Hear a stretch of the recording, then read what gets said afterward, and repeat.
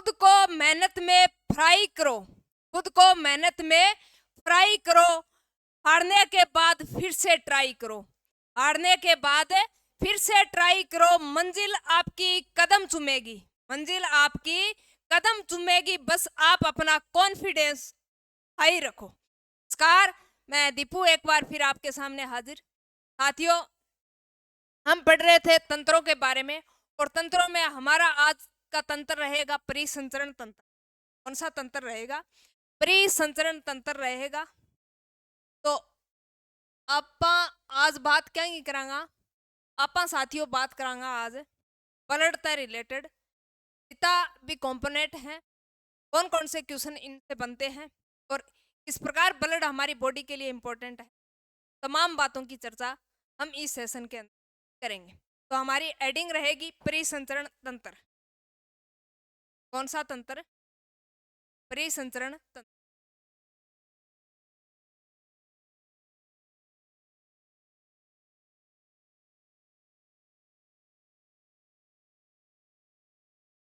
परिसंचरण तंत्र।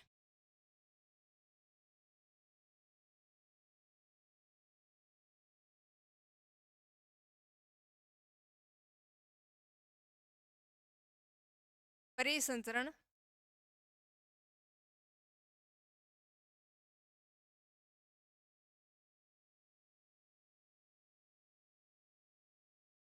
परिसंचरण का मतलब होता है संवहन करना। क्या करना? संवहन करना या परिवहन करना। परिवहन यानी एक जगह से दूसरी जगह पर क्या करना? घूमते रहना, फिरते रहना। अब क्या घूमते रहेगा? ऐसे थोड़ी है गाड़ी में बैठ कर कहीं और जगह घुमाए, ऐसा नहीं। यानी अपन बात करनी है ब्लड की।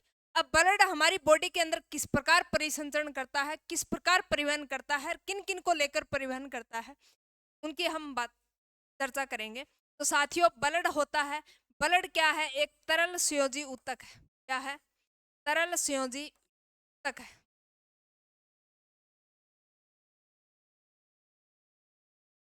ब्लड क्या है? ब्लड तरल संयोजी ऊतक है। अब तरल संयोजी ऊतक है तो इसे नाम से ही प्रतीत हो रहा है, इसको बोलते हैं कनेक्टिव टिश्यू। अब किसको जोड़े रखता है? कनेक्टिव का मतलब होता है जोड़ना। अब जोड़ना किसको जोड़े रखता है? तो हमारी बॉडी के अंदर क्या करता है, यानी पूरी बॉडी को जोड़े रखने का काम किसका होता है? ब्लड का होता है। अब ब्लड क्या और दूसरा कार्य क्या करता है? CO2 तथा O2 का परिवहन करता है। यानी O2 क्या करता है? बाहर से लेता है, और CO2 यानी अंदर होती है उसका क्या करता है? बाहर रिलीज करता है। तो CO2 व O2 का क्या करता है? परिवहन करता है और जोड़े रखता है। और साथ में ही क्या होता है? ये क्षारीय प्रकृति का होता है, क्षारीय प्रकृति का होता है। और साथ में बात करें, यानी इसकी प्रकृति होती है वो कोलाइडी प्रकृति भी होती है। प्रकृति कोलाइडी प्रकृति। अब कोलाइडी प्रकृति से आप क्या समझोगे? यानी छानकर किसी चीज को अलग करना। जैसे अपन चाय बनाते हैं, भी आप चाय पानी बनावा तो बेंगे अंदर यह थोड़ी है बेंगे लिक्विड लिक्विड हो है भाई, पानी पानी हो है। बेंगे अंदर आप चाय पत्ती भी डाला हाँ, चीनी भी डाला हाँ, अदरक भी डाला हाँ, सौंफ इलायची जो भी है ये डालते हैं। फिर क्या करते हैं, जैसे ही चाय बनती है तो उसको छानकर अलग करते हैं, लिक्विड है वो अलग चला जाता है और जो ठोस पदार्थ है वो ऊपर जाली में रह जाता है। उसी प्रकार यानी इसको छानकर क्या किया जाता है? अलग किया जाता है। तो उत्सर्जी पदार्थ हैं वो क्या कर दिए? बाहर निकाल दिए जाते हैं। और जो विलियन बचता है वो क्या कर दिया जाता है? उसको बॉडी के अंदर फिर क्या किया जाता है? पूरी बॉडी के अंदर परिवहन करवाया जाता है, ताकि बॉडी के अंदर ब्लड का सर्कुलेशन है वो अच्छी प्रकार से बना रह सके। तो सबसे पहले ये क्या है? तरल संयोजी ऊतक है, एक्टिव टिश्यू है, पूरी बॉडी को जोड़े रखने का काम करता है। यानी हमारे बॉडी के अंदर एक होती है सिरा और दूसरी होती है धमनी। सिरा क्या करती है? अशुद्ध रुधिर ले जाती है, और धमनी क्या करती है? धमनी शुद्ध रुधिर जाती है। अब इसका लेवल भी होता है 120/80। यानी ब्लड आता है वो कितने की स्पीड पे आता है? ब्लड बॉडी हार्ट से अगर बॉडी के अंदर आएगा तो कितनी स्पीड से आएगा? 120 की स्पीड से। कितने की स्पीड से आता है? 120 की स्पीड से आता है। और लेकिन वेन से फिर हार्ट के अंदर जाता है तो कितनी स्पीड से जाता है? 80 की स्पीड पे जाते हैं, तभी अपन बीपी चेक करवाते हैं तो क्या कहते हैं, यानी 80 से कम नहीं होनी चाहिए और 120 से अधिक नहीं होनी चाहिए। इसका मतलब क्या है, हमारी बॉडी का वो ब्लड प्रेशर है, हमारी बॉडी का क्या है, वो ब्लड प्रेशर है। अब बातियों परिसंचरण तंत्र पढ़ रहे हैं तो सबसे पहले हमें यह पता होना चाहिए कि यह नाम किसने दिया। तो साथियों, यह नाम विलियम हार्वे नामक वैज्ञानिक ने दिया। सबसे पहले इनका नामकरण विलियम हार्वे के द्वारा, विलियम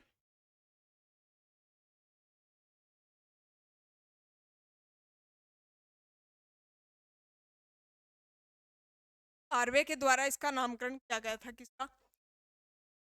परिसंचरण तंत्र का नाम सबसे पहले विलियम हार्वे ने दिया। अब इसका अध्ययन यानी ब्लड का अध्ययन जिस शाखा के अंतर्गत किया जाता है उसको बोलते हैं हेमेटोलॉजी। तो ब्लड का अध्ययन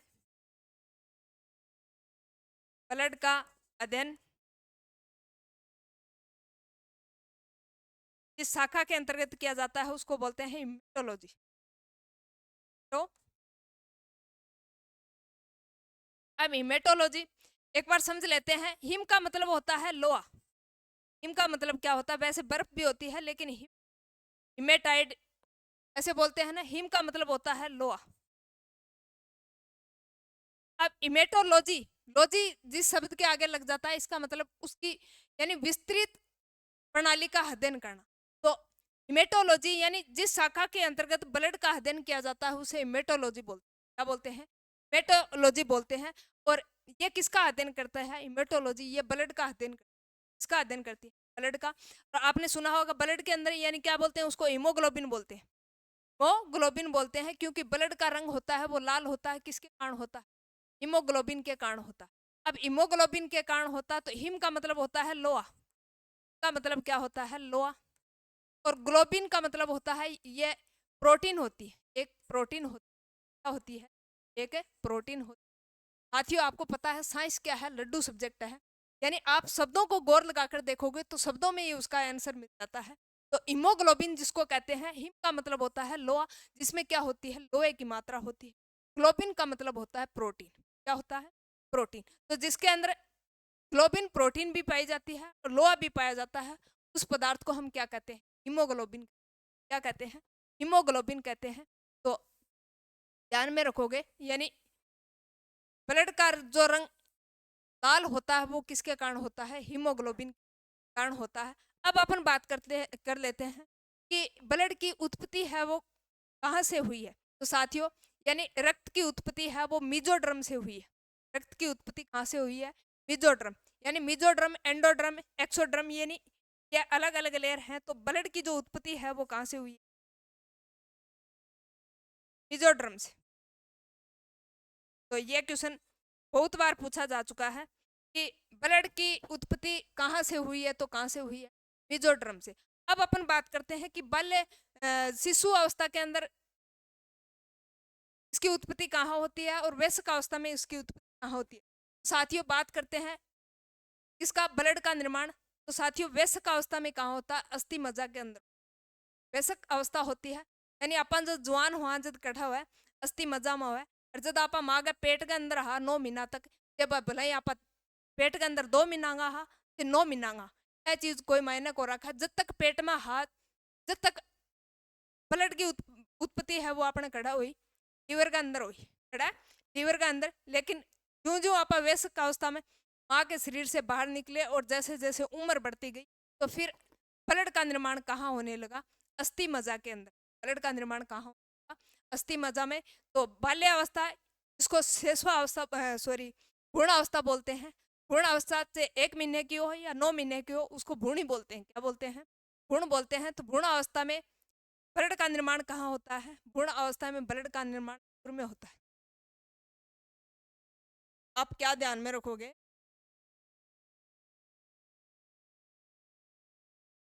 आपा जब टबरा यानी भ्रूण अवस्था में,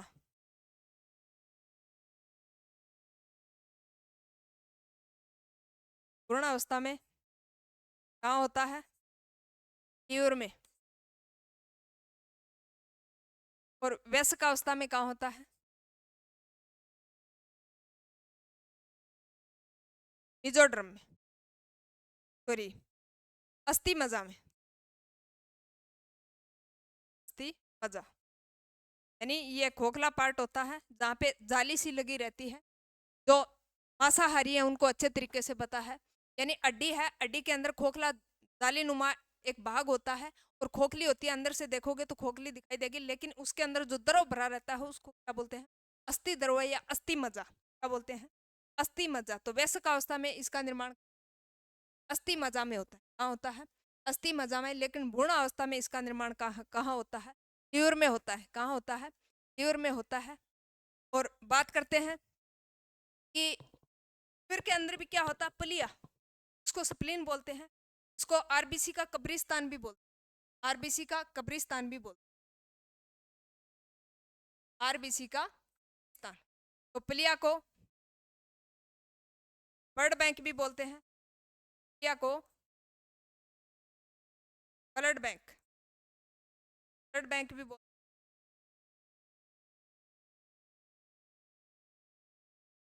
कहा जाता है, कब्रिस्तान भी कहा जाता है।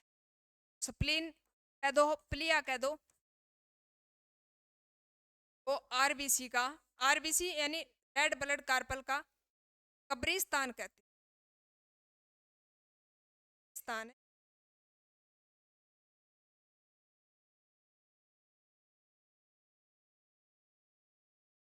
दोनों बात ध्यान में रखो, यानी भ्रूण अवस्था में ब्लड का निर्माण कहाँ होता है? पलिया स्प्लीन के अंदर होता है। आरबीसी का कब्रिस्तान भी किसको कहते हैं? स्प्लीन को कहते हैं, प्लीहा को कहते हैं। और आरबीसी का ब्लड बैंक भी किसको कहते हैं? स्प्लीन या प्लीहा को कहते हैं। अब आप कहोगे कब्रिस्तान क्यों कहते हैं?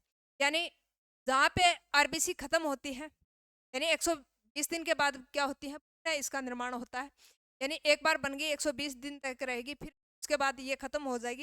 यानी खत्म होने के बाद इनका भक्षण करती है कौन? लिम्फोसाइट। और लिम्फोसाइट के भक्षण के बाद यानी ये कचरा होता है, ये कहाँ इकट्ठा हो जाता है? इस प्लिया में इकट्ठा हो जाता है, स्प्लीन में इकट्ठा हो जाता है। आरबीसी का कब्रिस्तान बोलते हैं। स्प्लीन व प्लिया को क्या बोलते हैं? स्प्लीन व प्लिया को आरबीसी का कब्रिस्तान भी बोलते हैं। ये बात आप अच्छे तरीके से ध्यान में रखना। अब अपन बात करते हैं कि एक इम्पोर्टेंट यही लिख लो, ब्लड क्या है? तरल संयोजी ऊतक है। ब्लड तरल संयोजी ऊतक है, एक्टिव टिश्यू है, क्षारीय प्रकृति का है। पीएच लिख लो इसकी, पीएच कितनी होती है? यह क्वेश्चन बहुत बार पूछा जा चुका है। रक्त की पीएच, पीएच पीएच 7.4, यानी इसका मतलब क्या हो गया? यह क्षारीय हो गया। अब क्षारीय और अम्लीय तो आप जानते होंगे, क्योंकि मैंने बहुत बार इसकी चर्चा कर ली है। 7 से ऊपर है, 7 और 14 के बीच में अगर पीएच आ रही है, इसका मतलब क्षारीय प्रकृति। और 7 व 1 से ऊपर आ रहा है, 7 से नीचे आ रहा है, कहने का मतलब 7 से अगर नीचे पीएच है, प्रकृति क्या होगी? अम्लीय। ऐसी होगी अम्लीय। मैंने जब पाचन तंत्र पढ़ाया था, उसमें बताया था कि HCl अम्ल प्रभावित करता है हमारा आमा से, और वो अम्लीय प्रकृति का होता है। अत्यधिक अम्लीय होने के कारण, यानी जो एसिडिटी होती है वो किसके कारण होती है? पानी होती है। तो रक्त की पीएच कितनी? 7.4, 7.4 पीएच होती है। इसलिए रक्त को क्या कहते हैं? क्षारीय प्रकृति का भी कहा जाता है। और वैसे इसकी प्रकृति कोलाइडी प्रकृति के नाम से भी जानते हैं। कोलाइडी प्रकृति, कोलाइडी प्रकृति यानी छान कर इसको क्या किया जाता है? अलग किया जाता है। विलियन होते हैं, जैसे बफर विलियन होते हैं। कोलाइडी प्रकृति कैसी प्रकृति है? कोलाइडी प्रकृति। और ये क्या करता है? CO2 व O2 का क्या करता है? परिवहन करता है। बॉडी के अंदर, शरीर के अंदर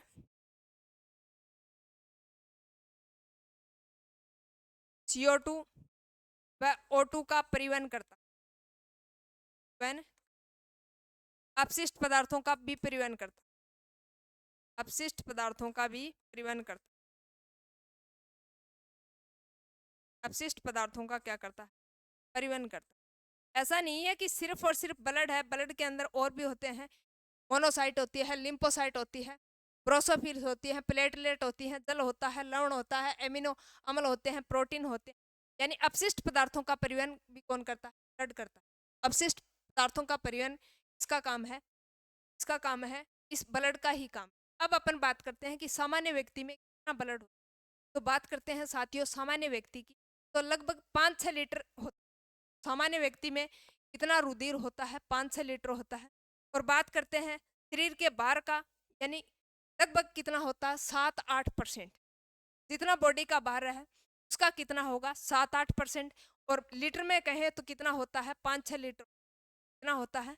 5-6 लीटर होता है। ये बात भी आप ध्यान में रखना। तो सामान्य व्यक्ति में रुधिर की मात्रा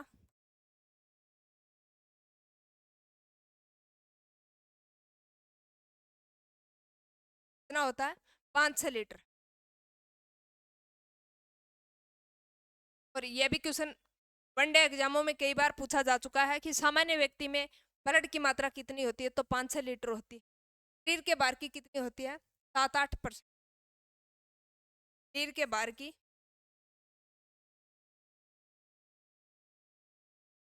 7 से 8%। शरीर के बाहर की 7 से 8% मात्रा किसकी होती है? ब्लड की। इसकी होती है ब्लड की। अब अपन बात करते हैं इसकी कि ब्लड का रंग होता है लाल, वो किसके कारण होता है? तो मैंने बताया हीमोग्लोबिन। हिम क्या होता है? लोहा यानी फेरस। ग्लोबिन होती है एक प्रकार की प्रोटीन। तो यानी ये दोनों मिलते हैं तो ब्लड का रंग कैसा? लाल। हीमोग्लोबिन वर्ण के कारण क्या होता है? लाल रंग होता है। ब्लड का लाल रंग,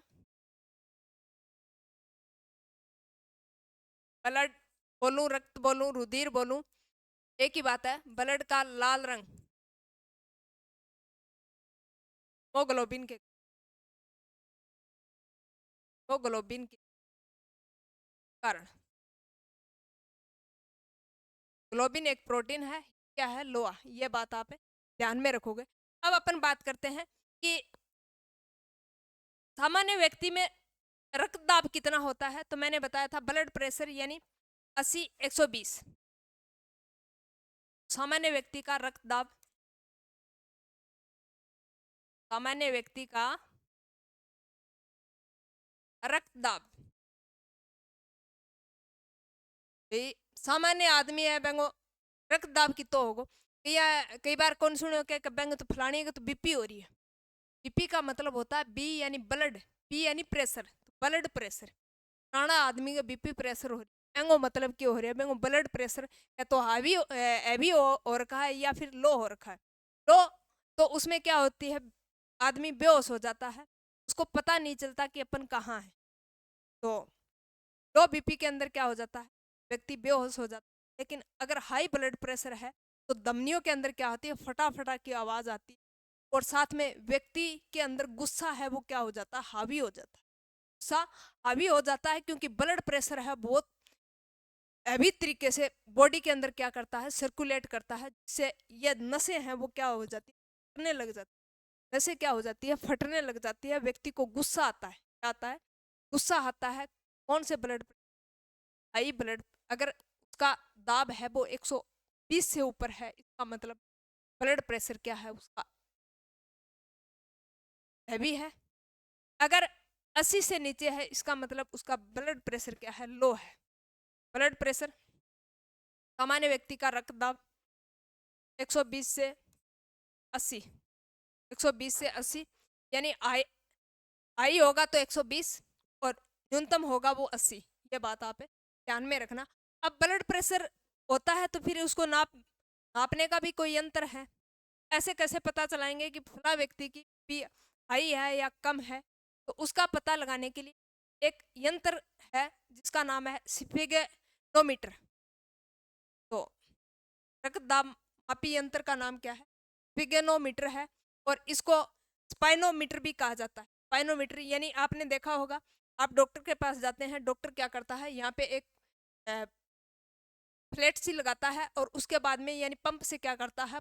हवा भरता है और हवा भरने के बाद यहाँ क्या लगाता है? स्टेथोस्कोपी लगाता है। स्टेथोस्कोपी के बाद क्या करता है? वो आवाज़ सुनता है। इसकी आवाज़ सुनता है, यानी धमनियों के अंदर जो रक्त बहता है उसकी आवाज़ सुनता है। उससे फिर यानी जो मापन है, आगे मापन रखा रहता है, बैरोमीटर लगा होता है, उस पे अंक आ जाते हैं। इस व्यक्ति का ब्लड प्रेशर ये है, व्यक्ति का ब्लड प्रेशर ये है, तो उससे क्या करते हैं, यानी अनुमान लगा दिया जाता है कि इसका 180 180 से 120 से ऊपर है या 80 से कम है। तो इसको किससे मापते हैं, तो रक्त का मापन किससे करते हैं, रक्त दाब का मापन करते हैं, रक्त दाब का मापन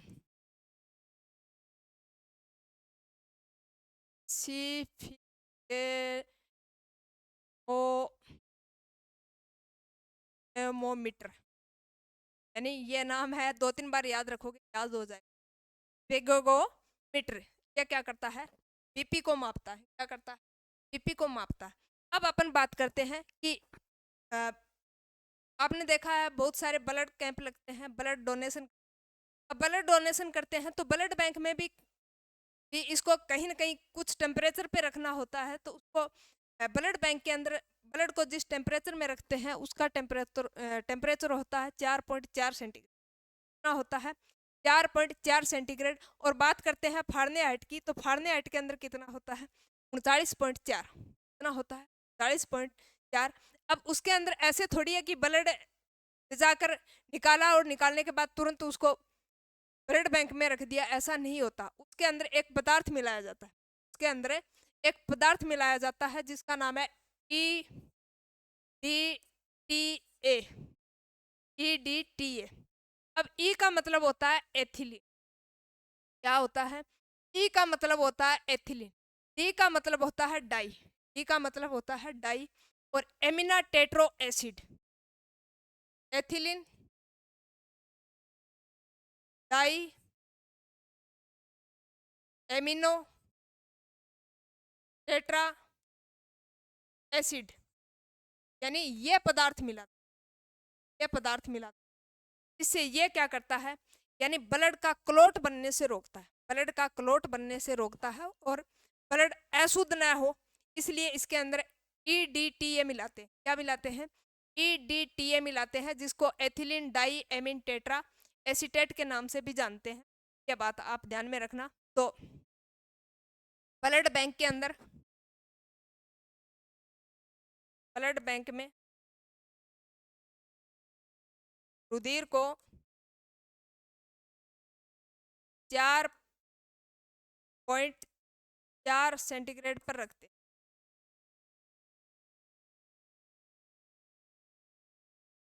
ब्लड बैंक में, ब्लड के अंदर क्या मिलाते हैं, ब्लड बैंक में, ब्लड में EDTA, ethylene, ethylene di, di amino, amino tetra acid, amino tetra, tetra acid,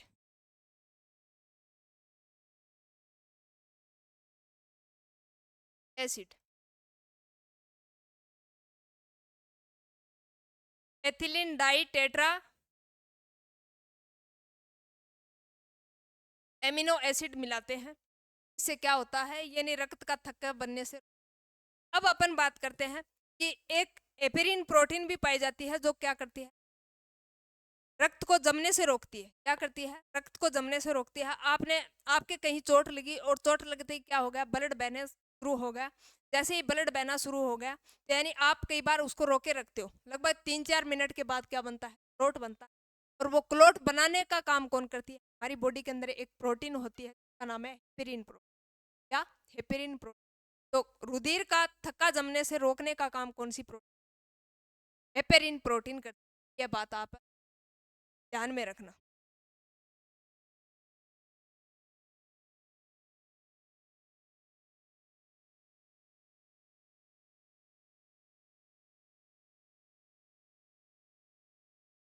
blood का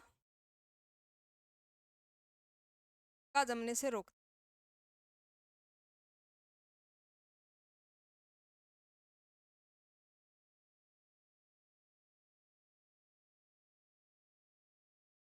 पेरिन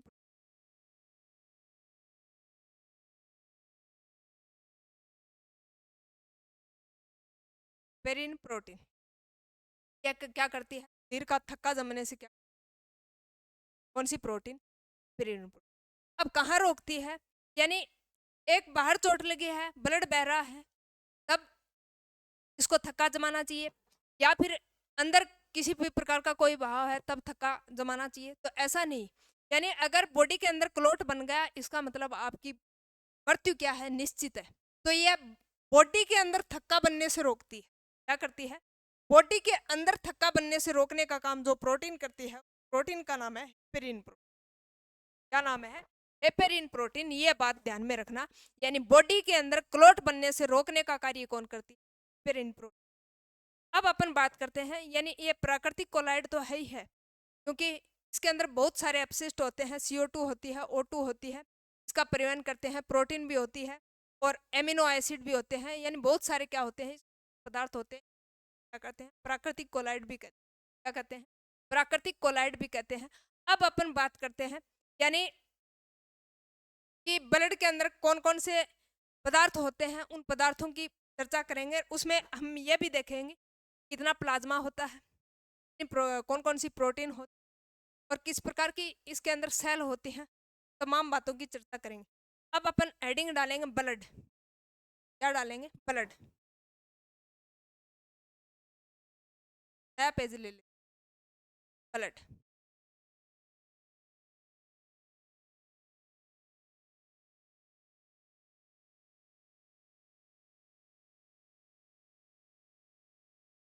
ब्लड। अब ब्लड भी कितने प्रकार का है? दो प्रकार का। एक प्लाज्मा, प्लाज्मा जिसके अंदर क्या होता है, लगभग 92% क्या होता है, पानी होता है। 92% पानी होता है। 8% इसमें प्रोटीन भी होती है, एमिनो एसिड भी होते हैं और अन्य पदार्थ होते हैं। तो प्लाज्मा कितना भाग होता है? ये 55% होता है। कुल ब्लड का कितना होता है? 5% क्या होता है? प्लाज्मा होता है। बाकी 45% क्या होती है? कणिकाएं। तो टू टाइप।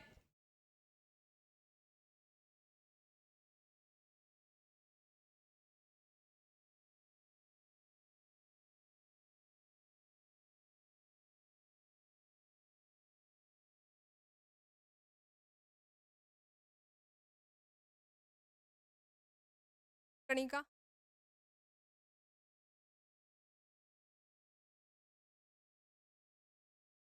क्या होती है? 5%। 5%। ये प्लाज्मा। यानी ब्लड से क्या निकलता है? प्लाज्मा। प्लाज्मा से क्या निकलता है? सीरम। आपने देखा होगा, अपन जब बीमार पड़ते हैं तो क्या करते हैं, डॉक्टर क्या करता है, जांचें लिखता है। जैसे ही अपने CBC या और किसी की जांच करवाते हैं तो क्या लेता है? ब्लड का सैंपल। जैसे ही ब्लड का सैंपल लेता है तो उसमें फिर क्या करता है, वो प्लाज्मा को अलग करता है। प्लाज्मा से फिर क्या निकालता है? सीरम निकालता है। यानी एक पीला पीला गाढ़ा पदार्थ, आप कभी लैब में जाओ तब देखना, यानी एकदम पीला पीला गाढ़ा पदार्थ, जैसे गाय का घी होता है ना, उस प्रकार का, उसको कहते हैं सीरम। उससे ही क्या लगाते हैं हम, रोगों का पता लगाते हैं कि फला व्यक्ति की क्या रोग है। प्लाज्मा ये कितना होता है? अब इसमें भी प्लाज्मा के अंदर भी क्या होता है, यानी जल होता है, वो 92 क्या होता है, जल होता है और प्रोटीन भी होती है। बाकी 8% प्रोटीन होते हैं, एमिनो एसिड होते हैं।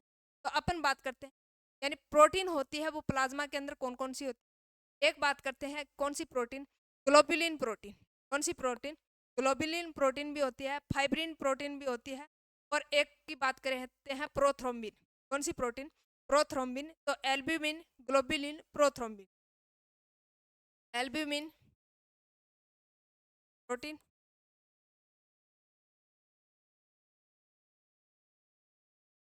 प्रोटीन में भी एल्ब्यूलिन, ग्लोबुलिन, प्रोथ्रोम्बिन। कौन सी थ्रोम्बिन? प्रोथ्रोम्बिन।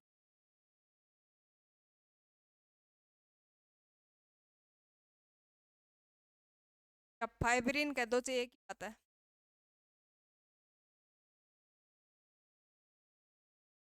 या प्रोथ्रोम्बिन। तो प्रोटीन में भी एल्बुमिन प्रोटीन, ग्लोबुलिन प्रोटीन और फाइब्रिन। एल्बिन प्रोटीन क्या करती है, ये प्रासरण दाब उत्पन्न करती है। क्या करती है, एल्ब्यूमिन प्रोटीन है, ये प्रासरण दाब उत्पन्न करती है। और ये क्या करती है, यानी प्रतिरक्षी जो अल्फा है, बीटा है, गामा है, उसको क्या करती है, प्रतिरक्षा में सहायता करती है। अल्फा हो, बीटा हो, गामा हो, यानी इन सेलों की क्या करती है, प्रतिरक्षा में क्या करती है, सहायता करती है। कौन सी प्रोटीन, ग्लोबुलिन। अब बात करते हैं फाइब्रिन की। तो ये क्या करती है, रुधिर स्कंदन का कार्य है वो किसका है, इस फाइब्रिन का है। तो ये क्या करता है, यानी रक्त का क्या करता है, प्रासरण दाब उत्पन्न करने का कार्य है, करवाती है। वो कौन सी करवाती है, ये एल्ब्यूमिन प्रोटीन। तो प्रासरण दाब उत्पन्न करना, प्रासरण दाब उत्पन्न करना।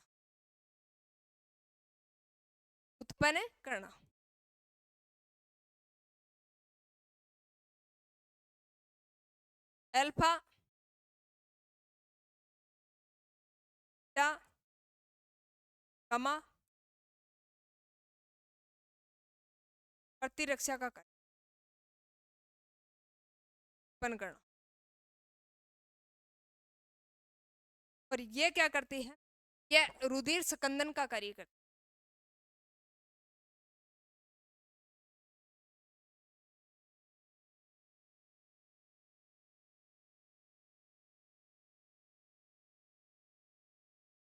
कई बार पूछ लिया जाता है कि प्लाज्मा 55% होता है, उसमें 92% जल होता है, बाकी प्रोटीन भी होती है। ये नहीं है कि 8% में प्रोटीन ही है ओनली, प्रोटीन भी होते हैं, एमिनो अम्ल भी होते हैं, अन्य कार्बनिक पदार्थ भी होते हैं।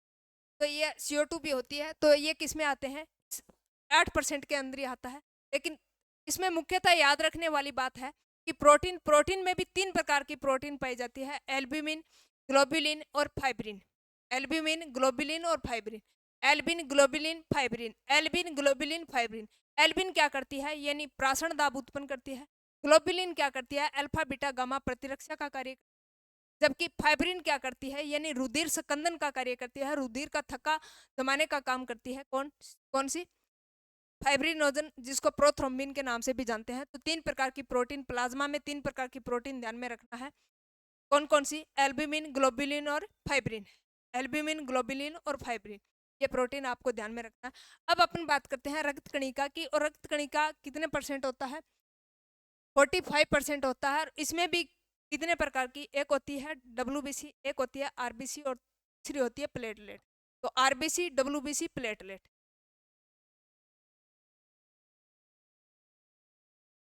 RBC, WBC, platelet.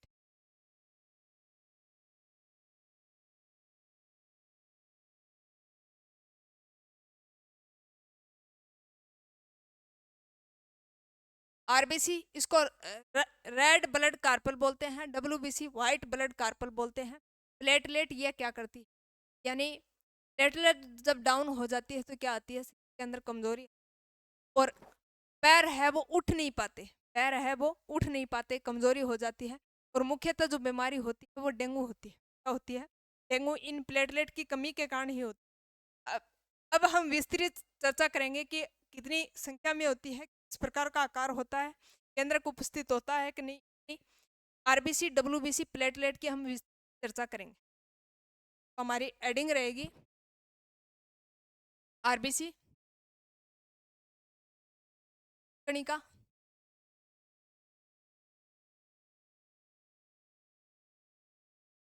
रक्त कणिका, कणिकाएं ये कई हैं, कितना परसेंट भाग था, 5। अब इसमें भी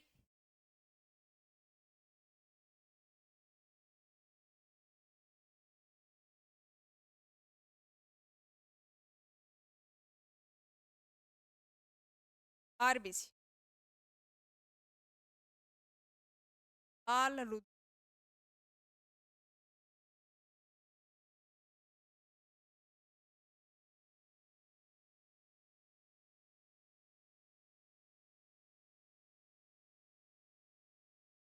WBC, श्वेत रुधिर,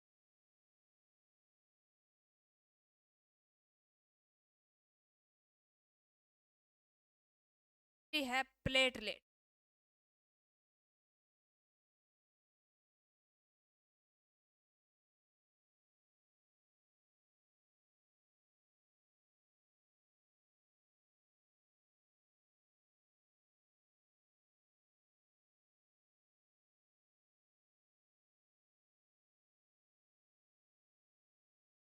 अब ये 3 प्रकार की होती। अब अपन बात करते हैं आरबीसी की। और आरबीसी की बात करें तो इसका अन्य नाम है और इसी नाम से बहुत ज्यादा इसको पूछा जाता है कि इर्थ्रीसाइट। कौन सा नाम? इर्थ्रीसाइट। और डब्ल्यूबीसी के नाम की बात करें तो डब्ल्यूबीसी का नाम है ल्यूकोसाइट। कौन सा साइट है? ल्यूकोसाइट। और बात करते हैं प्लेटलेट की तो प्लेटलेट का नाम है थ्रोम्बोसाइट। Site thrombocyte. तो साथियों ये क्या है? इर्थ्रोसाइट। क्या है? इर्थ्रोसाइट है। आपको ध्यान में रखना है, यानी अन्य नाम से इसको पूछा जाता है। आप कभी चक्कर में पड़ जाओ कि इर्थ्रोसाइट पूछ लिया, अरे कहाँ से पूछ, इसका मतलब वो किसकी बात कर रहा है? इर्थ्रोसाइट का मतलब आरबीसी की बात, अन्य नाम इर्थ्रोसाइट।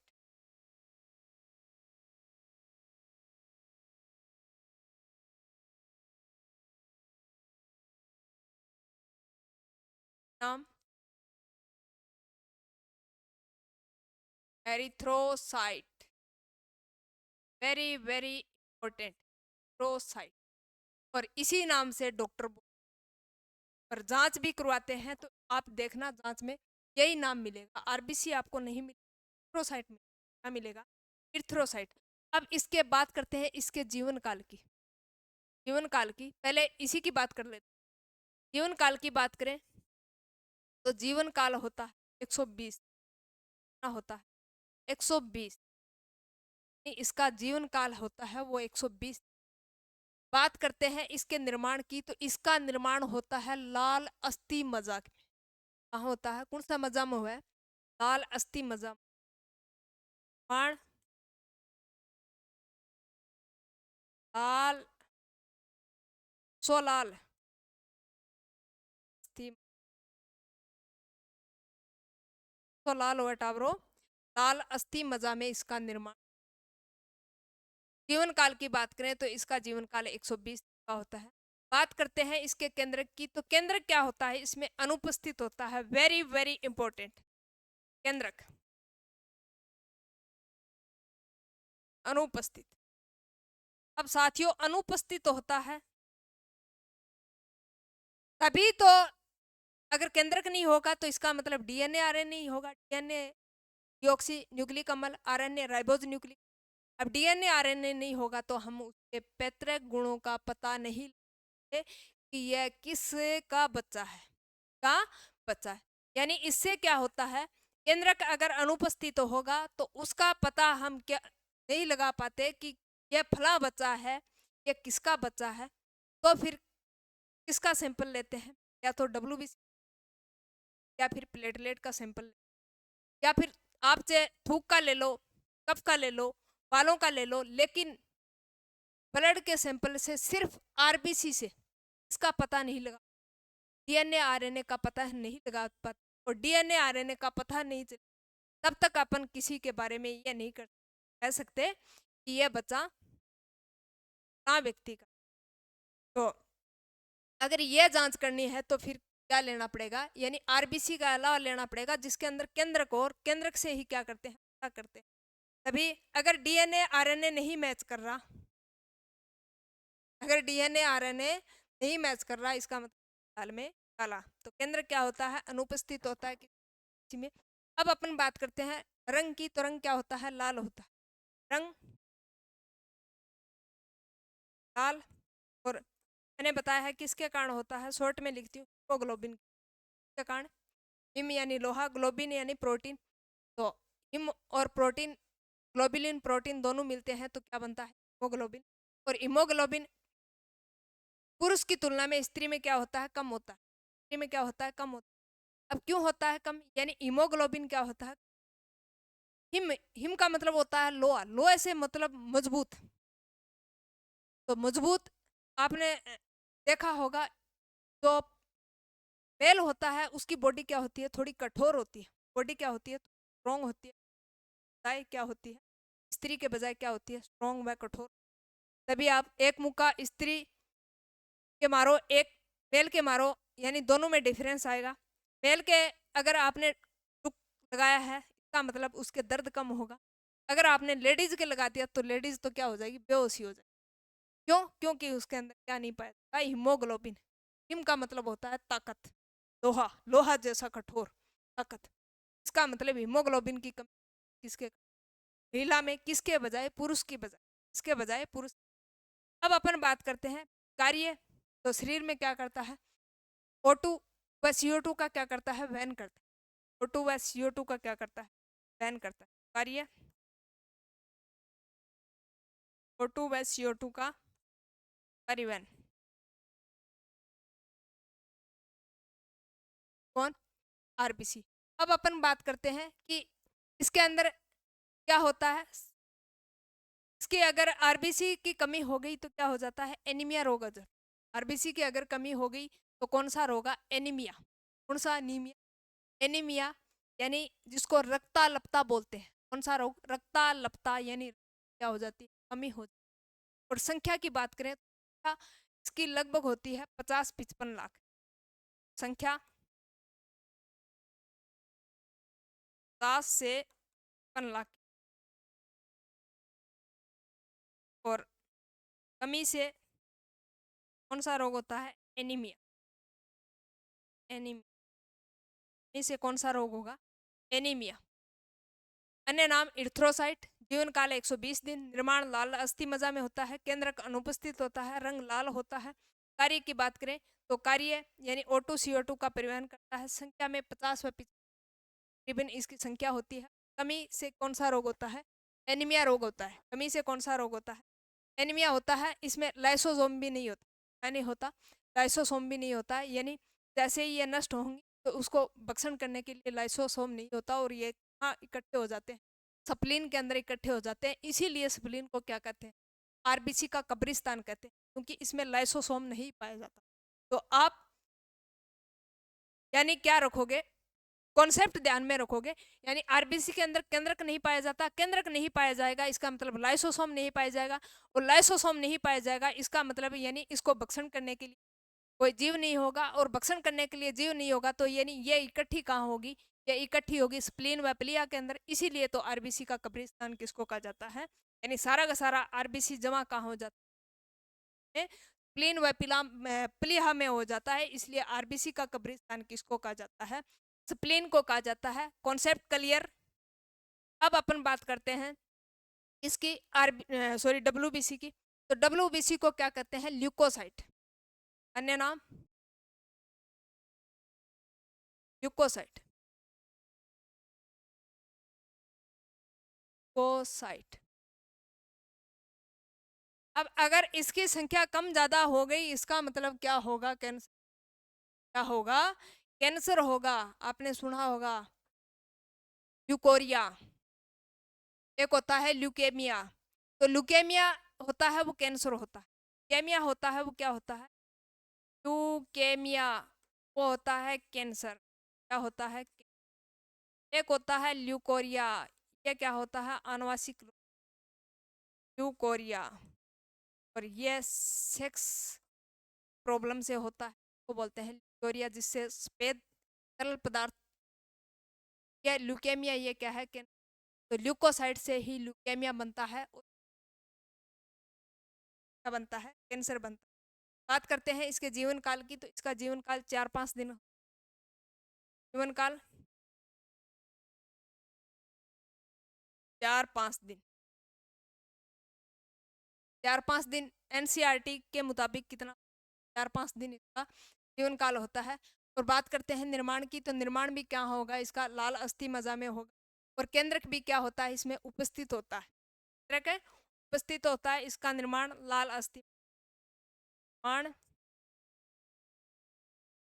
लाल अस्थि मज्जा में, कौन सी अस्थि मज्जा में, लाल है, सो लाल केंद्रक केंद्रक उपस्थित होता है तभी तो इसमें क्या पाए जाते हैं, लाइसोसोम पाए जाते हैं।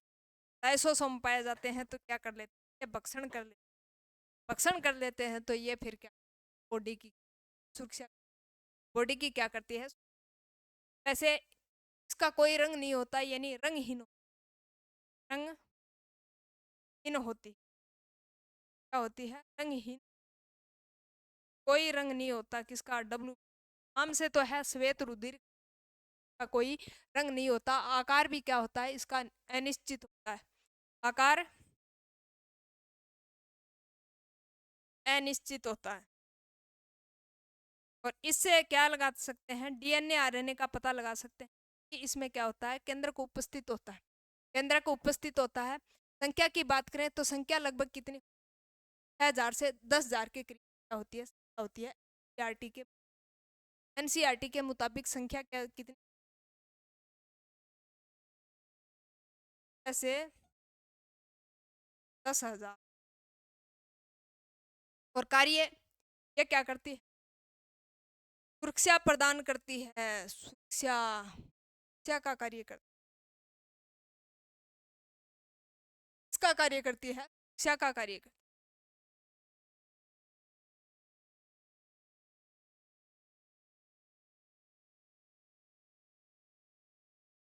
और इसमें भी कई टाइप हैं, वो पढ़ेंगे, यानी अगर डीपली क्वेश्चन पूछेगा तो वहां से भी क्वेश्चन आने की पूरी संभावना है, क्योंकि अपन रीड को लेवल मानकर भी तैयारी कर रहे हैं। तो अपन ये भी देखेंगे कि आगे भी ये इसके जो 5 प्रकार हैं उनसे कई बार क्वेश्चन पूछे जा चुके हैं, और खासकर रीट में तो बहुत बार पूछे जा चुके हैं, उसकी हम चर्चा करेंगे।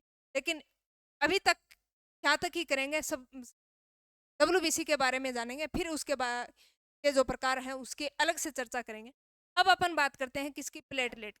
बात करते हैं प्लेटलेट की, तो इसको थ्रोम्बोसाइट कहते हैं। थ्रोम्बो यानी क्या बनाना, थक्का बनाना, थ्रोम्बिन तो थ्रोम्बोसाइट। अब थ्रोम्बोसाइट है, इसका जीवन काल कितना होता है, 10 दिन एनसीईआरटी के मुताबिक, थ्रोम्बोसाइट। और इसी नाम से इसको जानते हैं।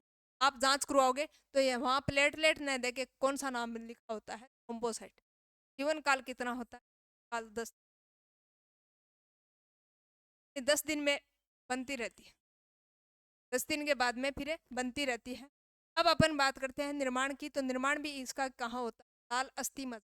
कौन सा मज्जा में, लाल अस्थि मज्जा, निर्माण लाल अस्थि मज्जा, लाल अस्थि मज्जा में। और ये भी क्या होती है, रंगहीन होती है। क्या होती है, ये भी रंगहीन होती है, इसी का कोई रंग नहीं।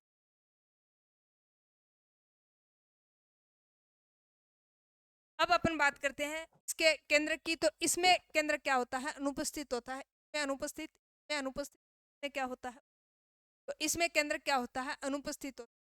इसका मतलब इसमें क्या नहीं होगा, लाइसोसोम नहीं, और लाइसोसोम नहीं होगा इसका मतलब आप अनुमान लगाओगे जिसके अंदर केंद्रक नहीं है, इसका मतलब क्या नहीं है, क्या नहीं है, डीएनए आरएनए नहीं।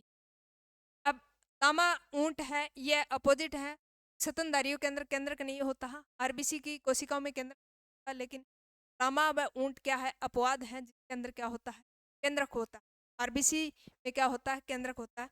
अब अपन बात करते हैं रंगीन होती है, और संख्या की बात करें तो संख्या कितनी होती है, एनसीईआरटी किताबों के मुताबिक संख्या 2 लाख होती है। कैसे बात करते हैं, यानी इसकी कई बार 1.5 से 2 लाख तक की संख्या दे रखी है, कई जगह 2 लाख भी दे रखा है। तो आप ऑप्शन को ध्यान में रखकर करोगे, यानी अगर 1.5 से 2 दे रखा है तो इसका मतलब ही होगी 1.5 से 2। अगर ऑप्शन में 2 ही दे रखा है, 1.5 से 2 कोई ऑप्शन नहीं, तो फिर क्या करना है, वो इसकी संख्या क्या करनी, 2 लाख। क्या 1.5 से 2 लाख या फिर 2 लाख में रखना, तो संख्या कितनी, 1.5 से 2 लाख या फिर 2 लाख। अब यह क्या करते हैं, रक्त का क्या करती है, रक्त का थक्का जमाती है, रक्त का थक्का जमाती है। कार्य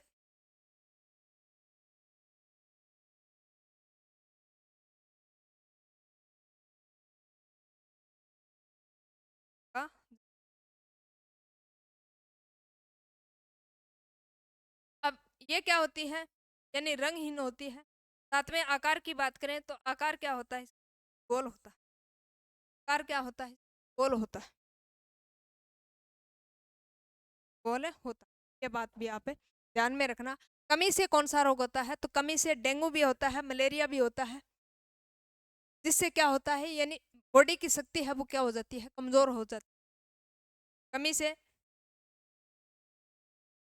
मलेरिया,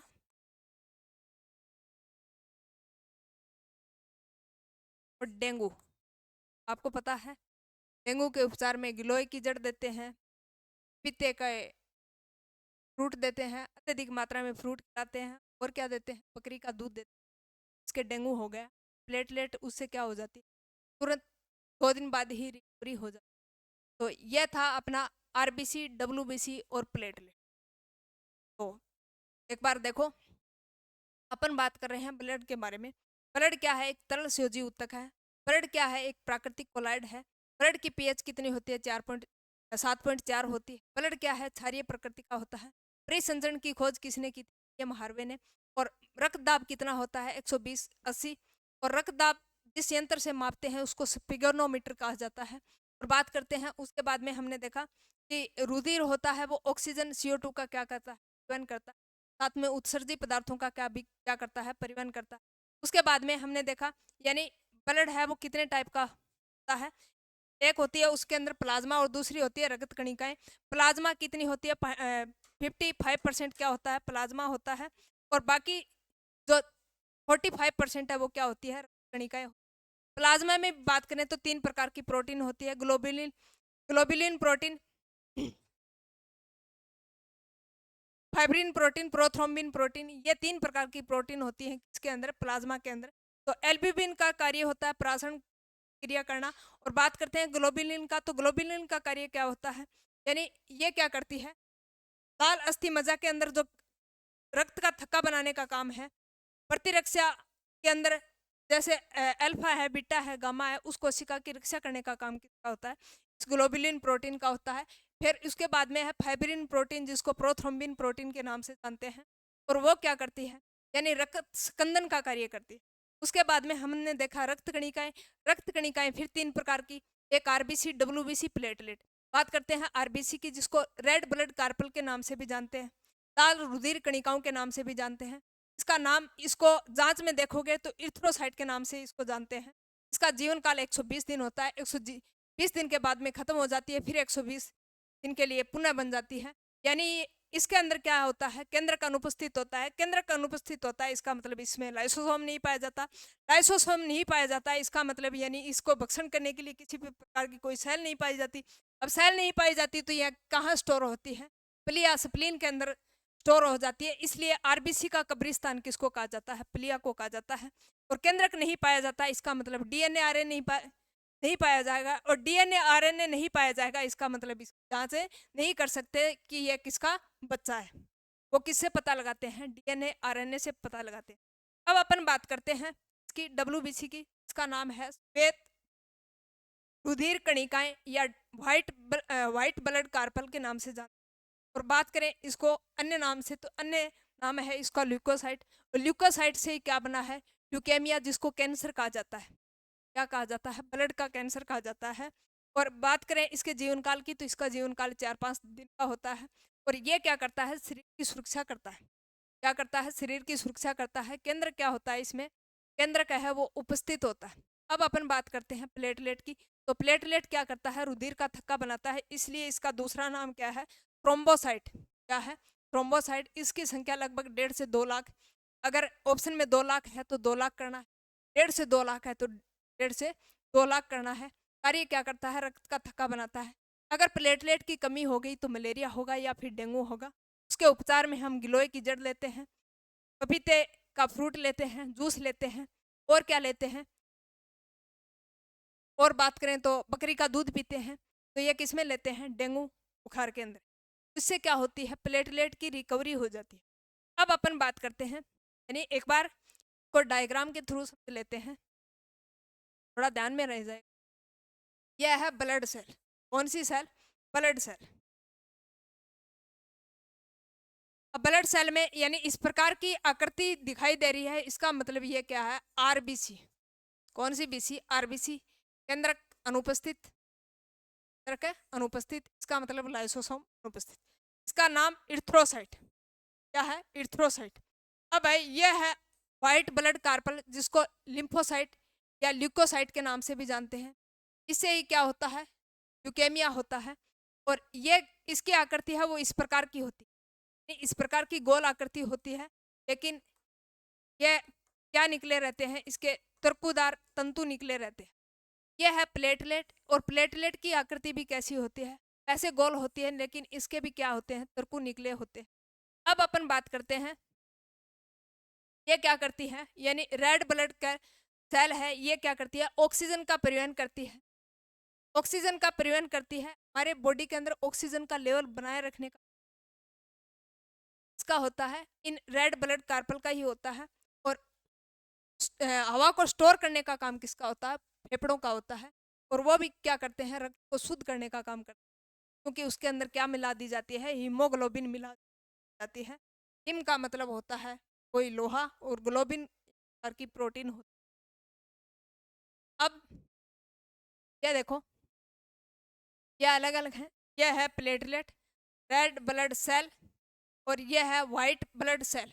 और इसके अंदर मैंने बताया, यानी इसके अलग प्रकार हैं, 5 प्रकार, उसकी चर्चा हम कल की क्लास में करेंगे, क्योंकि आज की क्लास बड़ी क्लास हो गई। यह है बेसोफिल, यह है न्यूट्रोफिल, यह है इयोसिनोफिल, यह है मोनोसाइट, यह है लिम्फोसाइट। लिम्फोसाइट के भी अलग प्रकार हैं, उसकी भी चर्चा करेंगे, तो यानी ये करेंगे कल की क्लास में। और प्लेटलेट, इसको थ्रोम्बोसाइट, रेड ब्लड को इसको इरिथ्रोसाइट। ये देखो इसके अंदर, यानी पूरा ब्लड को 2 टाइप में डिवाइड किया, प्लाज्मा, दूसरा रक्त कणिकाएं।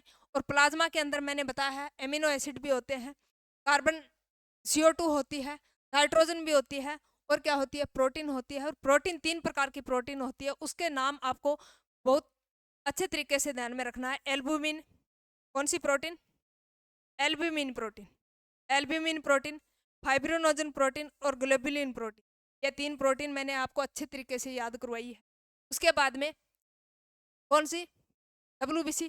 और WBC के अंदर फिर अलग प्रकार हैं, प्लेटलेट फिर 2 टाइप की, ल्यूकोसाइट, इरिथ्रोसाइट। और इसमें भी यानी ल्यूकोसाइट है फिर 2 प्रकार की, ग्रेनुलोसाइट, एग्रेनुलोसाइट। फिर एग्रेनुलोसाइट फिर 2 प्रकार की, इसमें लिम्फोसाइट आती है, मोनोसाइट आती है। और ग्रेनुलोसाइट के अंदर क्या आती है, न्यूट्रोफिल्स आती है, बेसोफिल्स आती है, इयोसिनोफिल्स आती है। उसकी चर्चा करेंगे हम कल की क्लास में। मुझे आशा व उम्मीद है कि आपको साथियों अच्छे से समझ में आया होगा। धन्यवाद साथियों, मिलते हैं यानी जो WBC के प्रकार हैं उस कणिकाओं के साथ। तब तक के लिए जय हिंद, जय भारत।